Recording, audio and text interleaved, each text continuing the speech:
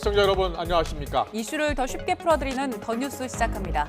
윤석열 대통령이 유난연대를 주장하는 안철수 의원에 대해 격분했다는 소식이 전해지자 안 의원이 앞으로 그런 용어 쓰지 않겠다면서 바로 물러섰습니다. 안 의원이 당대표가 되면 윤 대통령이 탈당 후에 신당 창당도 할 수 있다는 심평 변호사의 발언도 논란입니다. 더 정치 시간에 풀어보겠습니다. 깡마른 몸을 동경하면서 초절식 다이어트에 나섰다가 거식증 앓는 청소년들이 늘고 있습니다. 무엇이 문제이고 치료법과 예방법 알아봅니다. 먼저 오늘의 주요 뉴스부터 보시겠습니다.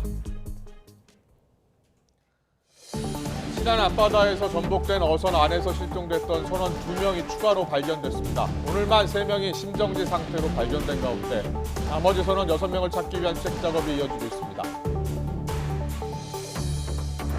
이진복 정무수석이 국회까지 찾아가 안철수 국민의힘 당대표 후보를 비판한 것은 윤석열 대통령이 직접 지시한 걸로 전해졌습니다. 안 의원은 유난연대란 표현은 쓰지 않겠다며 한 발 물러섰고 오늘 일정을 취소한 채 자맹에 들어갔습니다.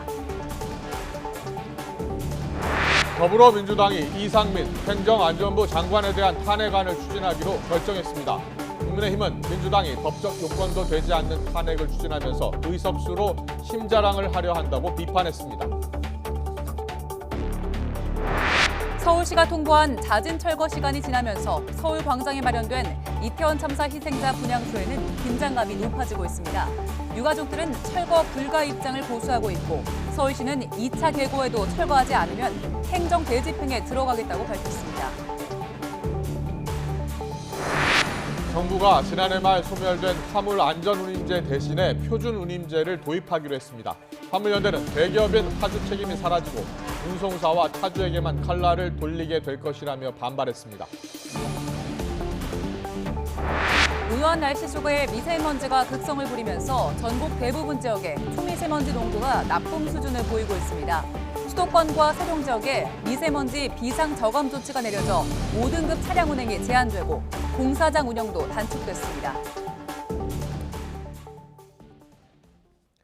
지난 토요일 밤 전남 신안 앞바다에서 어선이 뒤집히는 사고로 실종된 선원들에 대한 수색 작업이 지금도 진행이 되고 있습니다. 해경은 오늘 새벽에 이어서 정오를 전후해 선체 내부에서 승선원 2명을 추가로 수습했습니다. 하지만 아직도 6명의 선원이 가족 품으로 돌아오지 못하고 있습니다. 수색 작업과 함께 전복된 어선 인양 작업도 이루어지고 있습니다. 현장에 YTN 취재기자 나가 있습니다. 나연호 기자. 네, 전남 목포 해경부두에 나와 있습니다. 네, 먼저 사고 현장에서 실종됐던 승선원 2명이 추가로 수습됐다고요? 네, 그렇습니다. 지금으로부터 약 2시간 전인 이 정오쯤에 뒤집힌 선체 내부에서 이 실종자 2명이 추가로 발견됐습니다. 2명 모두 의식과 이 호흡이 없는 상태였고 심정지 상태였습니다. 2명 중에 1명은 또 외국인이었던 것으로 전해졌습니다. 앞서 오늘 새벽 3시 20분쯤에도 선원 침실에서 이 실종자 1명이 발견됐는데요. 신원을 확인해 보니 선박 기관장인 65살 A씨였습니다. 앞서 구조된 선원은 사고 전 A씨가 다른 외국인 선원과 차오르는 물을 퍼냈다고 했는데요. 선체 내부에서 실종자들이 연달아 수습되면서 나머지 선원들도 선내에 있을 가능성이 커졌습니다. 오늘에만 실종자 3명이 수습돼서 청보호 전복사고 실종자는 6명으로 줄었습니다. 사고 당시 일부 선원은 해상으로 추락했을 가능성도 제기됐는데요. 이에 따라 해경과 해군은 함정 28척과 민간어선 30여 척, 항공기를 동원해서 주변 수십 킬로미터를 수색하고 있습니다. 사고가 난 이 청보호를 인양하는 작업도 진행되고 있죠? 네, 그렇습니다. 해경은 오늘 오전 9시부터 이 사고 현장에서 인양 작업을 벌였습니다. 하지만 이 얼마 지나지 않아 이 작업이 중단됐는데요. 이 해상에는 이 조류가 굉장히 빠른 것으로 알려졌습니다. 해경은 보통 수중에서 이 조류가 2노트 이하인 경우에 작업이 원활하게 이루어지지만 지금은 3노트 이상이라고 밝혔습니다. 그리고 조류가 약해지는 시간대도 하루에 2번 1시간씩밖에 되지 않는다고 했습니다. 사고 해상에는 68톤 예인선과 200톤 크레인이 인양을 준비하고 있는데요. 선체를 단단히 묶고 혹시 모를 상황에 대비해 유심을 방지망을 씌우는 작업도 하고 있습니다. 이후 크레인을 이용해 선박을 바지선으로 들어올릴 계획입니다. 이렇게 인양 작업을 서두르는 이유는 선체 내부 구조 작업이 어렵기 때문이기도 합니다. 해경이 사고 직후 수중에서 선체 내부 수색을 시도했지만 어구와 어망이 복잡하게 얽혀서 어려움을 겪었는데요. 게다가 선박이 이중 격벽 구조라서 선체를 뚫고 진입하는 것도 쉽지 않습니다. 그래서 해경은 선박을 아예 수면 위로 빼내서 내부를 수색하는 것을 검토하고 있습니다. 만일 이 거센 물살에 인양이 어려워지면 사고 선박을 상대적으로 잔잔한 신안 임자도 남쪽 해역으로 옮겨서 인양할 계획입니다. 지금까지 이 전남 목포 해경부두에서 YTN 나인호입니다. 대통령실 이진복 정무수석이 어제 국회를 찾아서 안철수 국민의힘 의원을 비판한 데에는 윤석열 대통령의 지시가 있었던 것으로 전해졌습니다. 윤 대통령은 안 의원 행보에 격노하면서 당의 엄중 경고를 요청한 것으로 알려졌습니다. 취재기자 연결합니다. 박석영 기자. 네, 용산 대통령실입니다. 네, 어제 이진복 정무수석이요, 정지석 비대위원장을 면담했고 취재진과 만났습니다. 그때 안 의원에 대해서 언급을 했는데 이게 대통령의 지시였습니까? 네, 이수석은 어제 국회를 찾아 정진석 비상대책위원장을 면담했습니다. 이후 취재진과 만나서 이른바 윤한연대를 언급하면서 대통령을 더는 당무에 끌어들이지 말라 이렇게 선을 그었는데요. 직접 들어보겠습니다. 안윤연대라는 표현을 누가 썼습니까? 그건 정말 잘못된 표현입니다. 대통령과 후보가 어떻게 동격이라고 지금 이야기를 하는 겁니까? 대통령을 선거에 끌어들이려는 안 후보의 의도가 아닌가라는 생각을 할 수밖에 없습니다. 이수석의 국회 방문은 윤 대통령의 지시가 바탕이 된 것으로 전해졌습니다. 대통령실 고위 관계자는 YTN과의 통화에서 윤 대통령이 안 의원에 대한 엄중 경고를 지시했고 이에 따라 이수석이 국회를 찾게 됐다고 설명했습니다.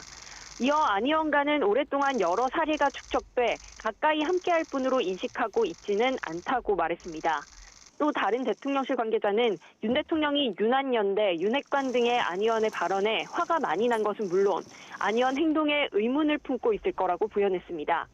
일각에서 대통령실의 당무 개입이라는 지적이 나오는 데 대해서는 당무 개입이 아니라 경선에 대통령실을 끌어들이는 것을 막기 위함이라고 강조했습니다. 이런 가운데 국민의힘 당권주자 김기현 의원의 후원회장인 심평 변호사가 안 의원이 당대표에 당선된다면 윤 대통령이 탈당하거나 정계 개편을 할 가능성이 있다고 언급해 논란이 되기도 했는데요. 이준석 전 대표가 SNS에서 엄청난 스캔들이라고 지적하는 등 여권에서 설전이 벌어졌지만 대통령실은 공식적으로 입장을 내지는 않았습니다. 다만 김기현 의원은 심 변호사의 개인 의견일 뿐이라고 정리했습니다. 대통령실 관계자 역시 심 변호사의 개인 의견이라며 이를 두고 또다시 대통령을 거론하는 건 대통령을 자기 정치에 이용하는 것일 뿐이라고 설명했습니다. 지금까지 용산 대통령실에서 YTN 박석영입니다. 윤핵관, 안윤연대 발언으로 어제 대통령실로부터 직접적인 비판을 받은 국민의힘 안철수 의원. 오늘 아침에 라디오 인터뷰를 제외하고 남은 일정들을 모두 취소했습니다. 대정부 질문을 앞두고 더불어민주당은 이상민 행안부 장관 탄핵 추진을 당론으로 결정했습니다. 국회 연결합니다. 정현우 기자. 네, 국회입니다. 네, 안철수 의원. 일단 오늘 일정을 다 취소했다고요? 네, 안 의원은 아침 라디오 출연 뒤로 예정됐었던 배식 봉사 행사와 언론 인터뷰 등 오늘 일정을 모두 취소했습니다. 윤한연대 등 발언에 어제 이진복 대통령실 정무수석까지 나서서 윤석열 대통령과 동격이라는 뜻이냐며 직접 비판한 데에 부담을 느낀 것으로 보입니다. 안 의원은 YTN과의 통화에서 대통령과 동격이라고 생각해 본 적도 없다며 윤한연대라는 표현은 앞으로 쓰지 않겠다고 했습니다. 대통령에게 힘이 되는 당대표가 되겠다는 뜻에도 변함이 없다며 선거 전략을 재점검하는 시간을 갖겠다고 밝혔습니다. 다만 아침 라디오 인터뷰에선 정부 국정과제를 잘 실행하겠다는 의미의 표현이라고 해명하면서도 대통령실의 선거 개입은 있어서는 안 된다는 주장을 다시 한번 고수했습니다. 들어보겠습니다. 청와대에서 이렇게 당내 경선에 개입하는 것 자체가 정말 그 법적으로도 문제가 많고 그래서는 안 되는 일 아니겠습니까? 근데 그걸 후보들이 끌어들이는 건 옳지 않고. 이처럼 과열된 양상에 정진석 비상대책위원장은 윤핵관이나 간신배 등 악의적인 조롱을 일삼는 건 대통령에게 침을 튀기는 거나 마찬가지라며 두고 보지 않겠다고 경고하기도 했습니다. 들어보겠습니다. 100% 동지들에 의한 선택이고 100% 동지들에 의한 선거입니다. 거기에 무슨 윤핵관이니 간신배니 이런 악의적인 언사를 서슴지 않는 것은 더 이상 동지로 간주할 수 없습니다. 이러한 정 비대위원장 발언에 이준석 전 대표는 SNS에 글을 올려 간신배라는 표현이 불편한 건 간신배뿐이라며 간신배 편을 들겠다는 거냐고 지적했고 친 이준석계로 분류되는 당대표 후보인 천하람 순천갑 당협위원장도 용어를 막는다고 국민 불안이 사라지진 않는다고 거들었습니다. 들어보겠습니다. 그런 용어를 막는다고 해가지고 저희 당을 굉장히 어지럽히는 그런 간신배들에 대한 국민들의 불만이 사라지는 것은 아닙니다. 간신배를 간신배라고 부르지 그럼 도대체 뭐라고 부르겠습니까? 이러한 가운데 김기현 의원은 조금 뒤인 오후 2시부터 인천 지역 당협 간담회 4곳을 연달아 돌면서 지역 당심 공략에 나섭니다. 민주당 움직임도 살펴보겠습니다. 이상민 행정안전부 장관 탄핵 추진에 나서기로 했죠. 네, 오늘 오전 비공개 의원총회에서 당론 추진을 결정하고 이상민 장관 탄핵소추안 국회 의안가 제출을 조금 전에 마쳤습니다. 박홍근 원내대표는 의원총회가 끝난 뒤 기자들과 만나서 온라인 의견 수렴 등을 통해 의원 압도적 다수가 탄핵소추 추진에 동의한다는 사실을 확인한 결과라고 강조했습니다. 그러면서 윤 대통령과 검찰, 정부 여당이 시외법권이자 신성 불가침으로 여긴 이 장관에게 제대로 된 책임을 묻는 게 다수당의 도리라며 탄핵 인용까지 자신했습니다. 들어보겠습니다. 명백한 헌법과 법률의 위배와 함께 이런 파면에 따른 손익비교 형량을 봐서도 이것은 우리로서는 헌법재판소가 충분히 인용할 수 있는 사안이다라고까지 저는 판단을 합니다. 국민의힘은 강하게 반발했습니다. 정진석 비상대책위원장은 기승전 방탄이라며 민주당이 이재명 대표 방탄을 위해 모든 수단과 방법을 동원하고 있다고 지적했고 장동혁 원내대변인은 논평을 내고 직무상 위법도 확인이 안 됐는데 탄핵하자고 설친다며 헌법재판소 담벼락을 넘지도 못하고 후폭풍에 직면할 것이라고 비판했습니다. 네, 그리고 잠시 뒤부터는 대정부 질문이 진행이 되는 거죠? 네, 사흘 동안 진행되는 국회 대정부 질문 첫날인 오늘 여야는 정치, 외교, 안보 분야에서 격돌합니다. 한덕수 총리와 이상민 행안부 장관, 한동훈 법무부 장관 등이 출석하게 되는데 한 장관은 국회에 들어오면서 민주당이 검찰 권한을 축소하는 법을 추진하는 것에 대해 이재명 대표 수사를 막아보려 사법 시스템을 흔들려 한다고 지적했습니다. 국민의힘도 오늘 대정부 질문에서 이 대표 사법 리스크를 집중 조명하면서 민주당이 방탄국회를 소집했다고 주장할 것으로 보입니다. 반면 민주당에선 천공의 대통령실 관저 개입 의혹과 김건희 여사 주가 조작 의혹을 파고들고 맞불을 놓으면서 강대강 대치가 이어질 전망입니다. 지금까지 국회에서 전해드렸습니다.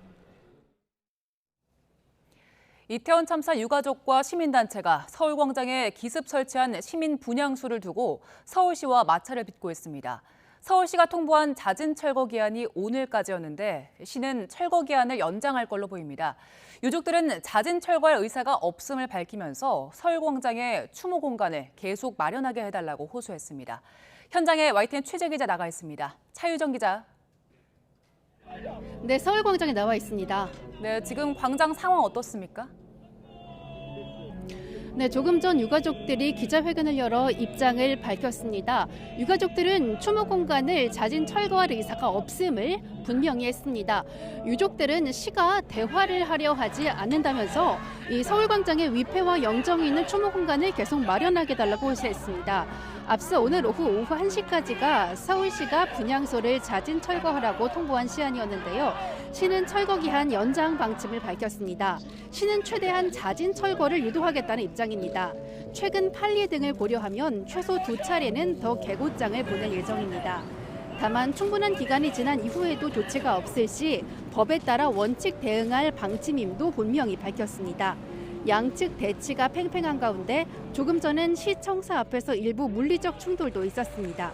유족들이 청사 안으로 진입하는 과정에서 경찰과 충돌하며 일부 유족들이 병원으로 이송되기도 했습니다. 그제 유가족과 시민단체는 참사 100일 추모 행사를 진행하는 과정에서 서울광장에 예정 없이 분향소를 차렸습니다.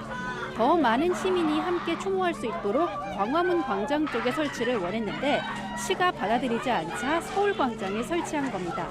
서울시는 규정상 허용할 수 없다는 입장입니다. 관련 조례를 보면 광장을 사용하려면 시 허가를 받아야 합니다. 허가받지 않고 광장을 무단 점유한 경우 시가 철거를 명하거나 필요한 조치를 취할 수 있습니다. 자세한 소식 계속 전해드리겠습니다. 서울광장에서 YTN 차유정입니다.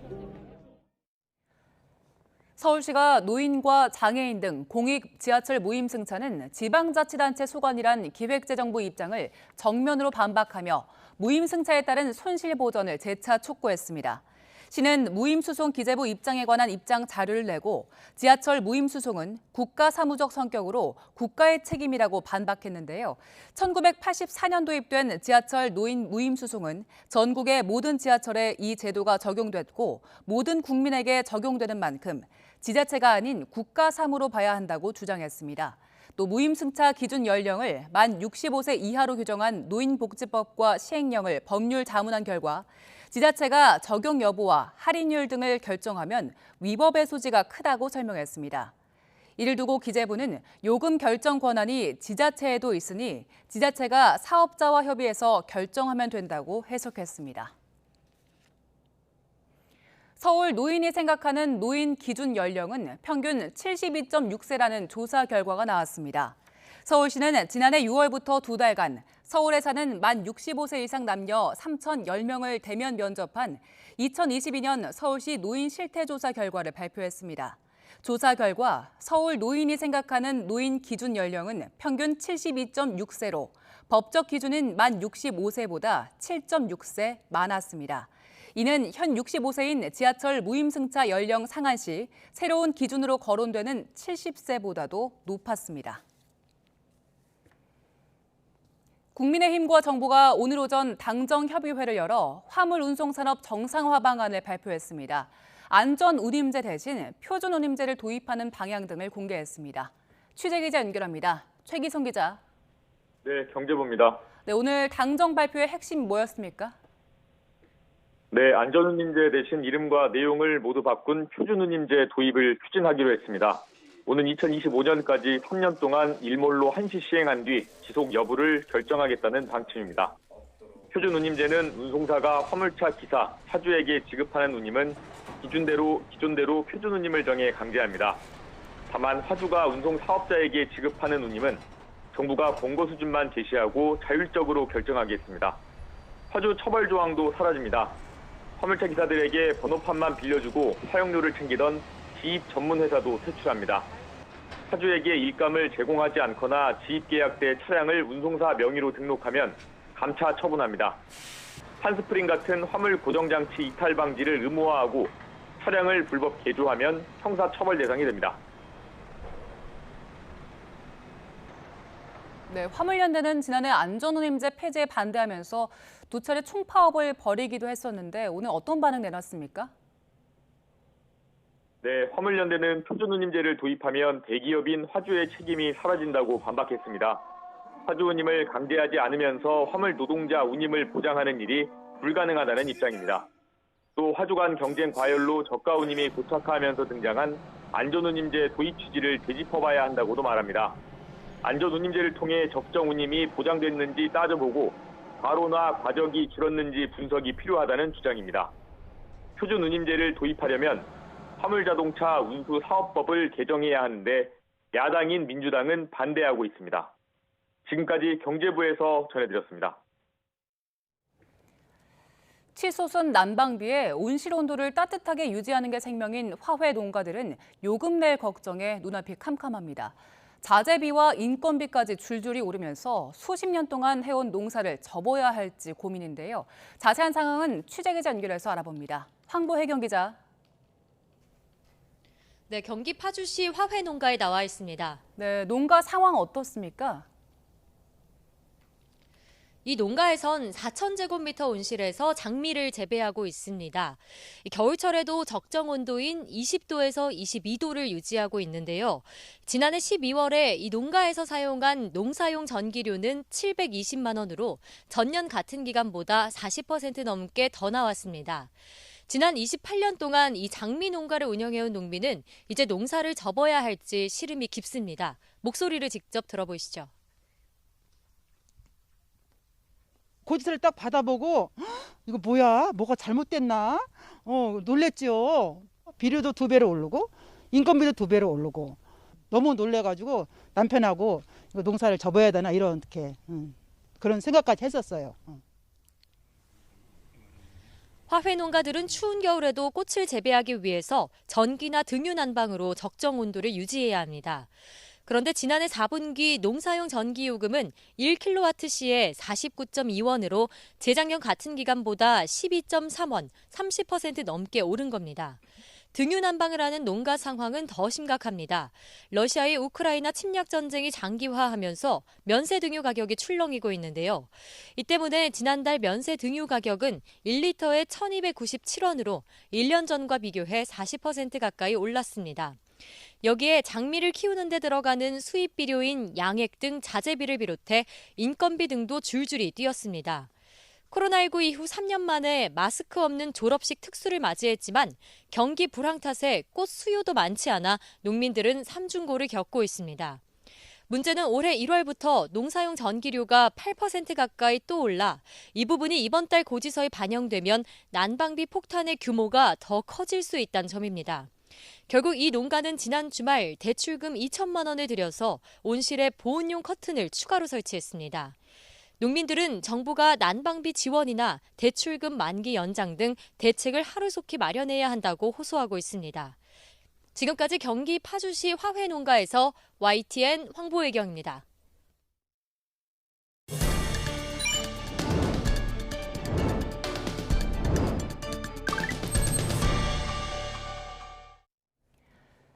전셋값 하락이 가파릅니다. 매매가 대비 전셋가 비율을 나타내는 전셋가율을 보면 얼마나 떨어지는지 알 수 있는데요. 지난달 서울 아파트 전셋가율은 52%였습니다. 2012년 수준으로 돌아간 거죠. 최근 1년 동안 전셋값이 집값보다 크게 떨어졌다는 건데요. 전세 대출 이자 부담은 커지고 전세 사기 우려로 수요가 줄어든 상황에서 일부 지역은 입주 물량이 늘어서 전세값이 떨어진 걸로 분석됩니다. 그럼 전세값 얼마나 떨어졌을까요? 지난달 강남의 한 아파트는 84제곱미터가 전세가가 8억 원에 거래됐는데 이게 지난해 10월 직전 거래보다 무려 7억 원이 급락한 겁니다. 강남의 다른 아파트 상황도 마찬가지입니다. 이 같은 전셋값 급락은 당분간 이어질 걸로 보이는데요. 올 상반기 서울의 새 아파트 입주 물량이 많기 때문입니다. 이번 달만 봐도 강남과 동작에서 대단지 입주가 시작되는데요. 서울의 입주 물량은 이번 달만 6,300여 가구로 올해 가장 많은 공급이 예상됩니다. 이처럼 전셋값 하락이 본격화되면서 부동산 시장에도 변화의 바람이 불고 있습니다. 전셋값 급락은 당분간 이어질 걸로 보이는 만큼 계약에도 변화가 생기고 있는데요. 먼저 계약갱신 청구권을 사용하는 세입자가 크게 줄었습니다. 지난해 12월 갱신 요구권을 사용한 갱신 계약 건수는 약 6천여 건으로 역대 최저를 기록했습니다. 1년 사이 47%가 줄어든 겁니다.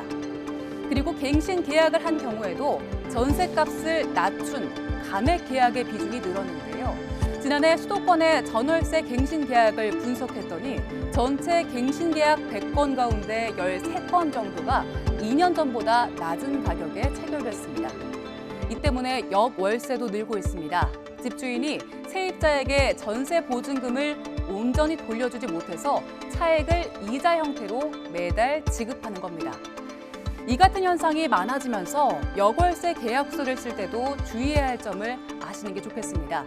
계약서에 대항력을 유지한다고 명시하는 게 중요하고요. 또 소송에 대비해서 이자가 밀릴 경우 계약을 해지하고 전세금 전부를 반환한다고 단서를 적는 게 중요합니다. 자, 이번에는 분양시장 상황 알아보겠습니다. 국제정세 불안에 따른 고물가로 자재값과 인건비가 높아지면서 재건축 시장은 혼란을 겪고 있습니다.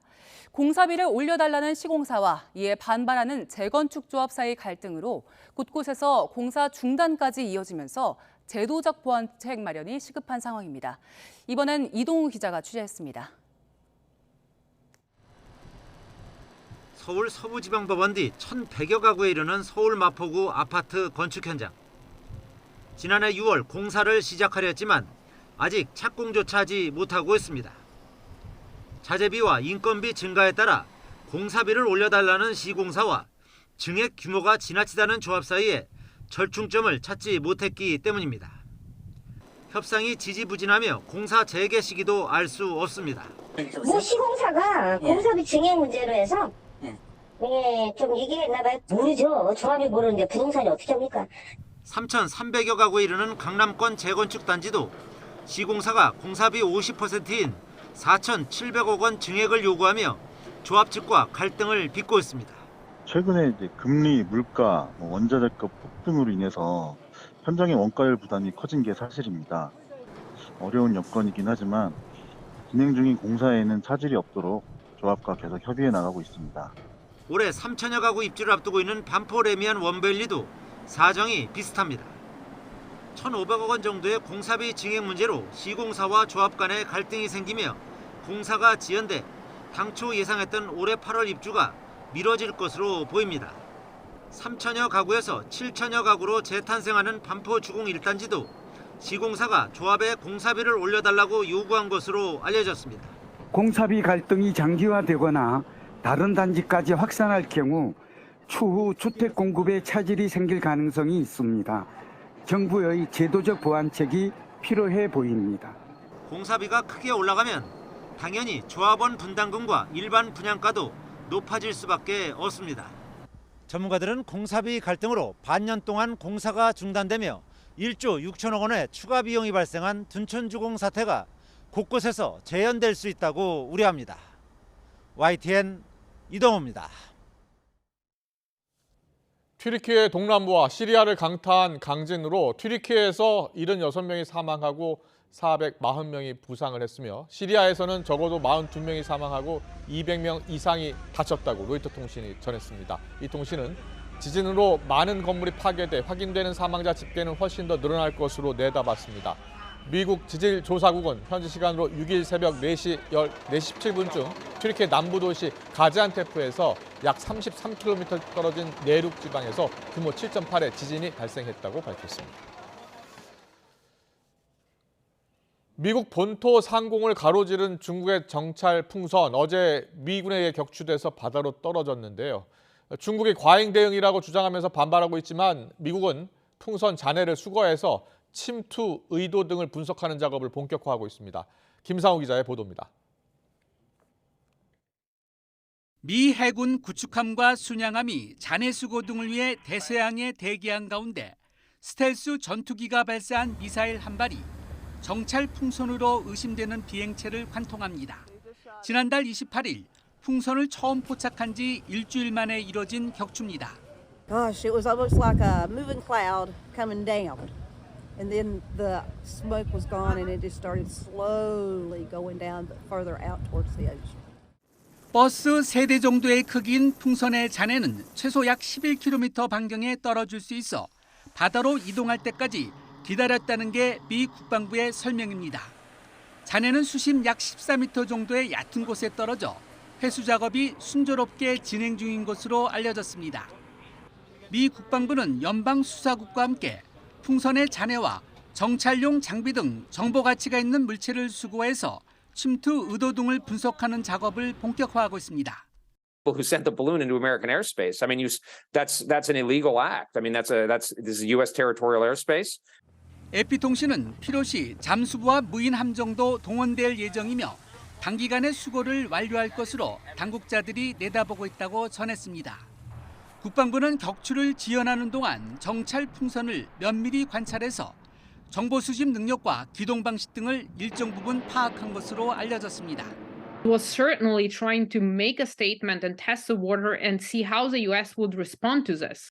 기상 관측력 민간 장비라고 주장해온 중국은 격추는 국제법에 어긋나는 과잉 반응이라며 반발하며 대응 조치를 예고했습니다.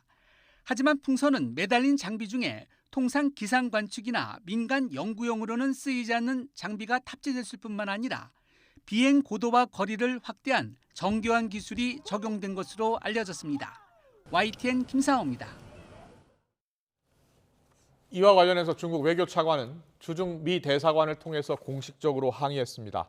중국 외교부는 홈페이지를 통해 어제 셰평 부부장이 주중 미국 대사관 책임자에게 엄격한 교섭을 제기했다고 공지했습니다. 셰평은 중국의 민간 무인 풍선이 미 본토로 날아간 건 우발적인 사고였다며 미국의 무력을 동원한 격추는 과잉 반응이자 국제법 정신과 국제 관례를 심각하게 위반한 것이라고 지적했습니다. 중국의 관영 매체는 미국이 자국의 민간 관측 풍선을 격추한 건 비무장 민간인을 쏜 것과 같다고 주장했습니다. 중국 관영 글로벌타임즈는 전문가들의 말을 인용해 미국은 풍선이 위협적이지 않다는 걸 알면서도 격추했다면서 이같이 지적했습니다. 우리 군은 북한이 모레 인민군 창건일 75주년을 맞아서 진행할 것으로 예상되는 북한의 열병식 동향을 면밀히 추적하고 있다고 밝혔습니다. 이성준 합동참모본부 공보실장은 관련 질문에 지난해 연말부터 해당 지역에 대한 차량과 인원 등에 대해서 예의주시하고 있다고 말했습니다. 군은 과거 심야 열병식에서 보인 것과 유사한 형식의 이벤트를 준비하는 정황이 일부 포착돼 이번에도 야간에 열병식이 진행될 가능성이 크다고 보고 있는 것으로 전해졌습니다.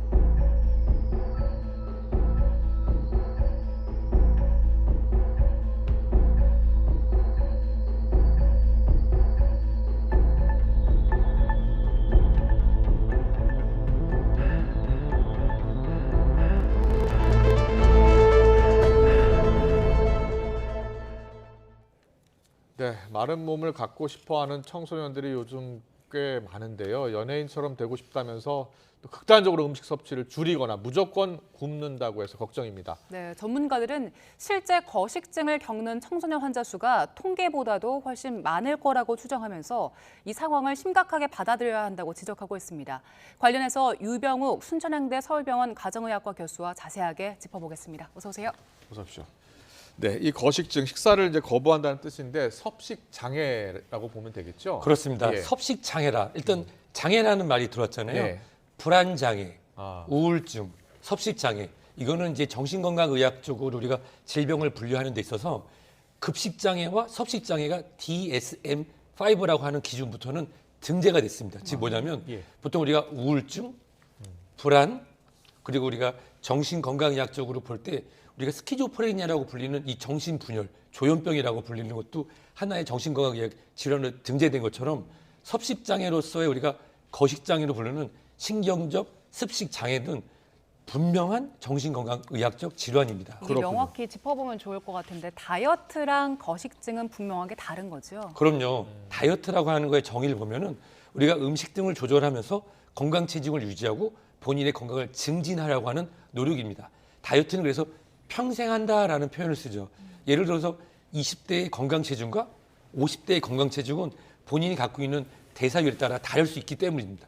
하지만 섭식장애로서의 거식증이라고 하는 것은 이런 신경성 습식장애 이런 것들은 분명히 정신건강학적 질환으로 우리 가정 그리고 요즘에 10대 학생들 그리고 전문가뿐만 아니라 국가적으로 이것을 인지하고 이것에 대해서 하나된 목소리를 낼 필요가 있습니다. 과도한 다이어트를 하다가 거식증 질환, 정신질환으로 이어지는 경우가 많은 거 아닙니까?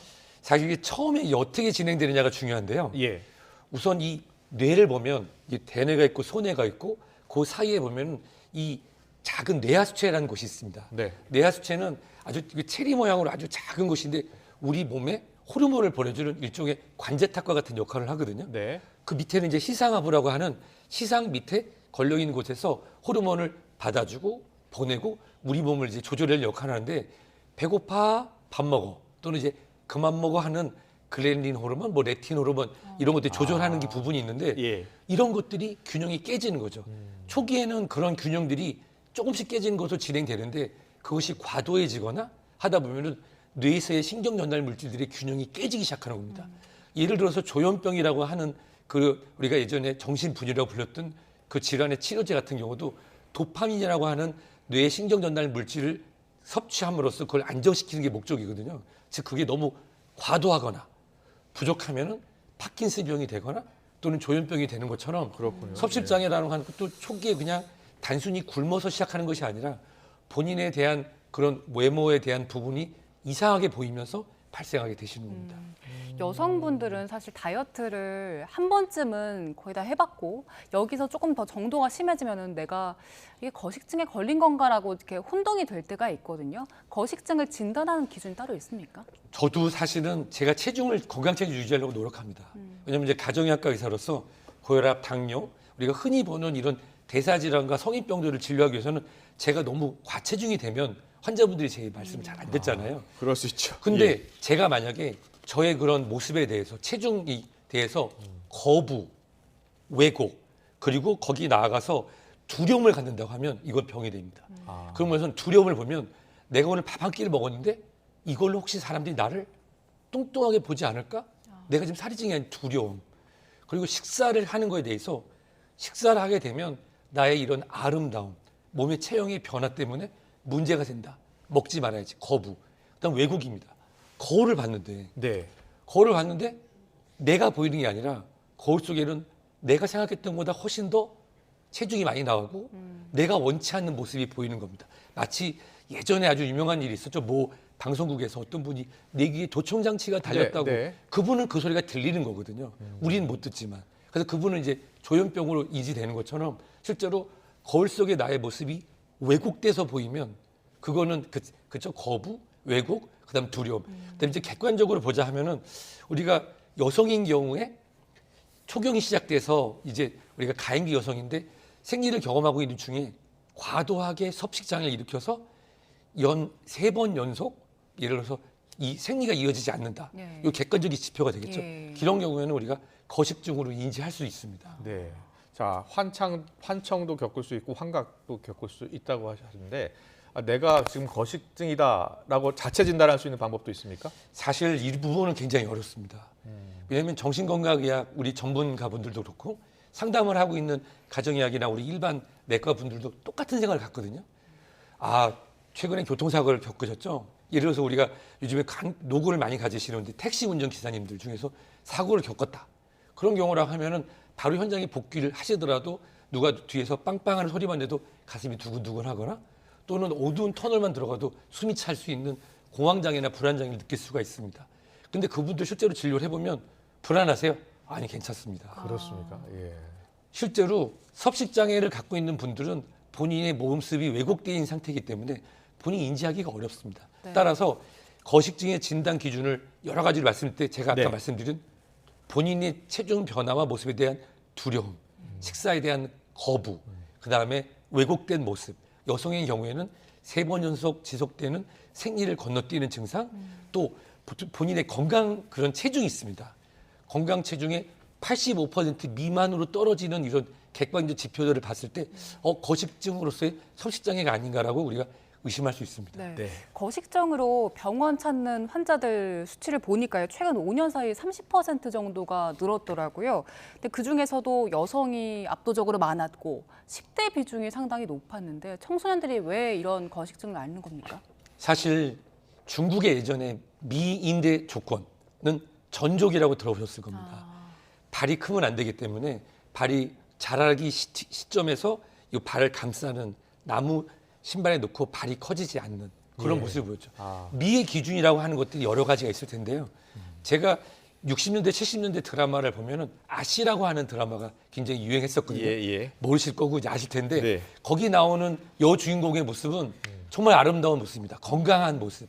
당시에 남성들의 여성에 대한 그런 그다음 사회적 그런 배경들은 건강하고 아름다운 여성이었는데 지금 대한민국의 여성에 대한 어떻게 미의 기준은 어떻게 보면 또 하나의 그런 K-팝이라든지 K-드라마라든지 이런 걸 통해서 나타나는 모습들이 왜곡되고 그것이 우리가 감수성이 예민하거나 정체성을 알아가야 되는 여성 청소년들, 남성도 뿐만 똑같습니다만은 그런 경우에 그것이 왜곡되면서 이것이 쉽게 나타나는 현상이라고 볼 수 있습니다. 미디어 영향이다. 네. 그런데 요새는 그 어린 학생들을 지금 이야기하고 있는데 어린 학생들끼리 또 SNS를 공유하면서 서로 더 내가 빼야겠구나 이런 생각을 공유하는 것 같더라고요.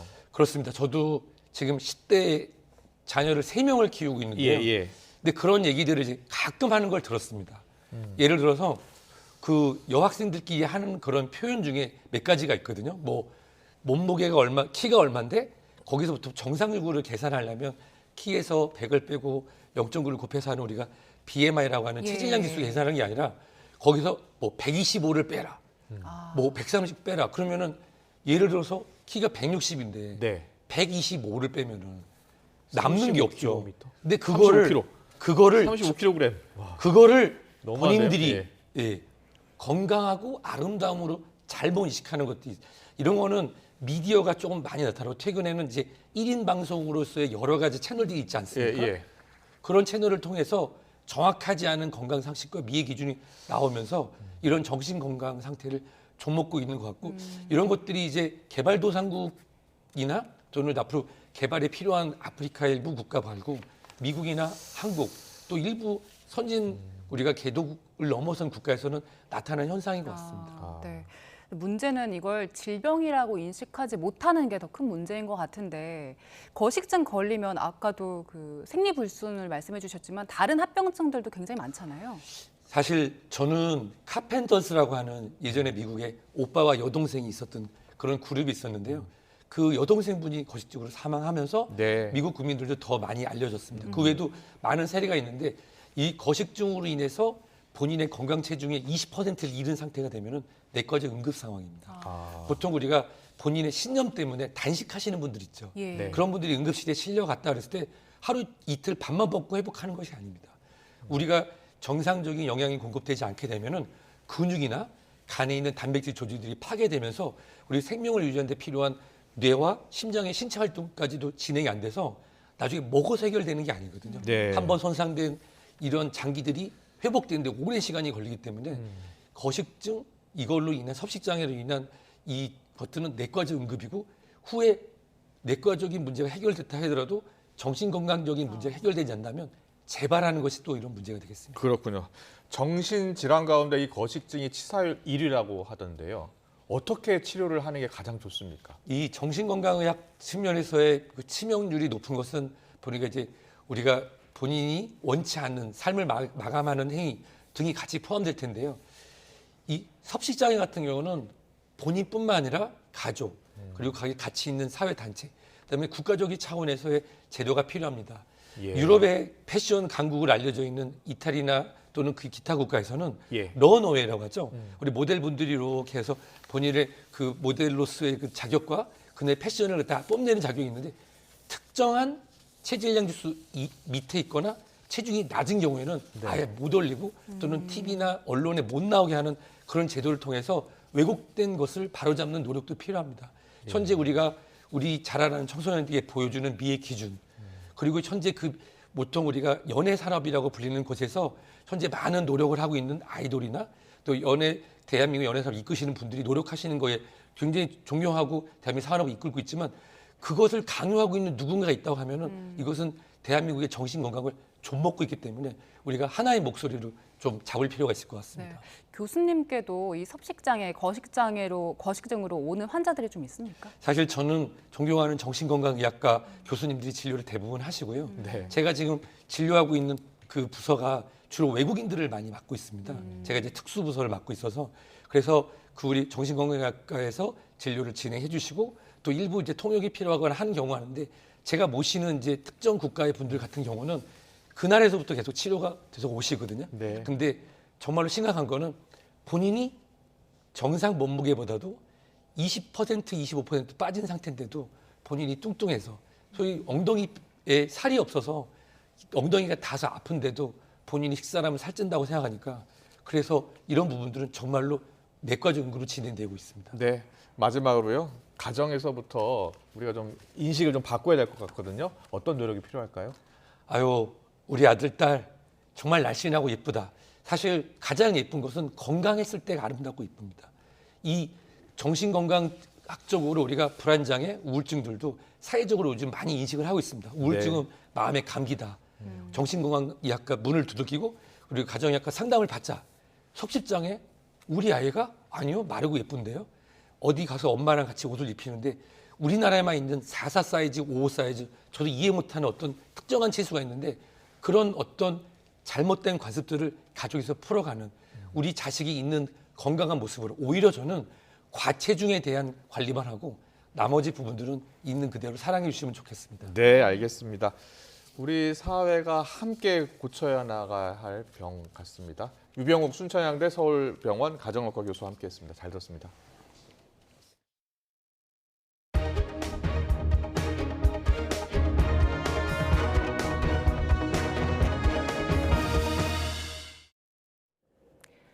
벤츠 공식 대리점을 통해 차를 사려다 대금만 떼이고 차량은 받지 못했다는 제보가 들어왔습니다. 딜러가 자신의 개인 계좌로 돈을 받은 뒤에 잠적해버린 건데요. 대리점이 제대로 대응만 했어도 피해를 막을 수 있었을 거란 지적이 나옵니다. 김다현 기자의 보도입니다. 오모 씨는 재작년 벤츠 차량을 사기 위해 공식 대리점과 계약을 맺었습니다. 차가 곧 나올 거라는 자동차 딜러 A씨의 말에 이듬해엔 8천여만 원도 입금했습니다. 그러나 차량 출고일은 차일피일 미뤄졌고 돈을 보낸 계좌는 A씨의 개인 계좌였던 것으로 드러났습니다. 일단 반도체 대란으로 해서 차가 좀 지연이 된다고 했고요. 일단 또 그리고 22년식 대비 23년식 차량으로 해서 받는 게 저한테는 더 좋다고 해가지고서 기다렸습니다. 걱정스러운 마음에 최근 대리점에 연락한 오 씨는 A씨가 회사를 떠났다는 청천벽력 같은 소식을 들었습니다. 다른 고객의 돈을 가로채 불미스럽게 퇴사했다는 겁니다. 하지만 대리점 측은 A씨가 퇴사해 담당 딜러가 바뀌었다는 사실조차 제대로 공지하지 않았습니다. 결국 딜러가 퇴사한 것도 모른 채 엉뚱한 계좌로 거액을 보내고만 오 씨. A씨는 이제 연락도 되지 않고 그저 막막할 뿐입니다. 이에 대해 벤츠코리아는 판매사와 관련된 일이라 책임질 수 있는 게 없다는 입장이고 대리점과 차량 판매사도 말을 아끼며 피해 변제 방안을 논의하고 있다는 짤막한 답변만 내놓고 있습니다. 여기에 대해서 더 이상 말씀드릴 것도 없고 하니까 더 이상 소환은 좀 무의미할 것 같아서요. 법률 전문가들은 대리점과 본사에 직접 형사 책임을 묻긴 어렵더라도 고객 관리를 소홀히 하고 계약 진행 상황을 제대로 챙기지 못한 정황은 있다고 지적합니다. 딜러의 계약 체결 수와 입금 처리, 출고 상황 등을 잘 확인했어야 할 의무가 있다고 볼 수 있어서 민사 손해배상도 청구할 수 있을 걸로 생각됩니다. 또 같은 판매사의 다른 대리점에서도 딜러가 고객 20여 명의 차량 대금 20억여 원을 가로챈 혐의로 경찰에 고소됐고 현대차 본사 소속 직원이 고객 돈을 빼돌려 입건되는 등 최근 비슷한 사기가 잇따르고 있습니다. 모두 영업사원이 개인 계좌로 돈을 빼돌린 건데 전문가들은 이런 경우 소비자에게도 일부 과실이 있다는 판단이 나올 수 있어 보상이 쉽지 않다며 각별히 주의해야 한다고 강조합니다. YTN 김다현입니다.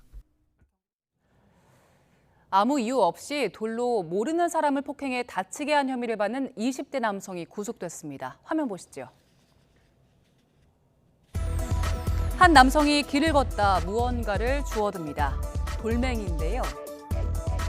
남성은 길가에 주차되어 있던 차의 문을 열기 위해 시도하다가 여의치 않자 가던 길을 계속 갑니다.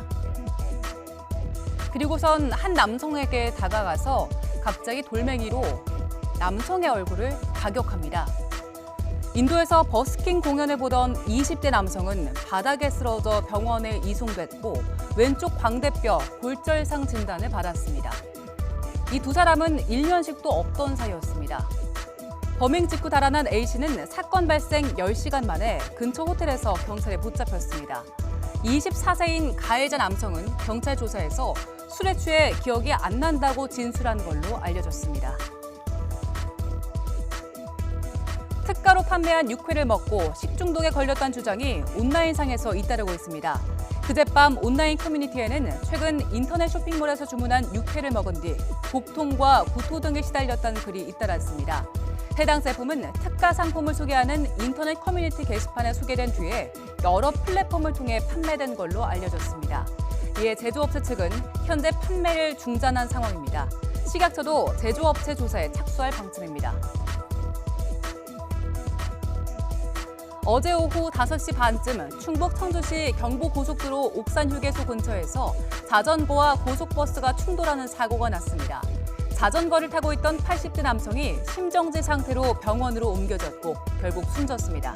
치매를 앓고 있던 이 남성은 앞서 오후 4시 40분쯤 자전거를 끌고 고속도로에 들어오려다 신고를 받고 출동한 경찰에 구조돼 가족에게 인계됐습니다.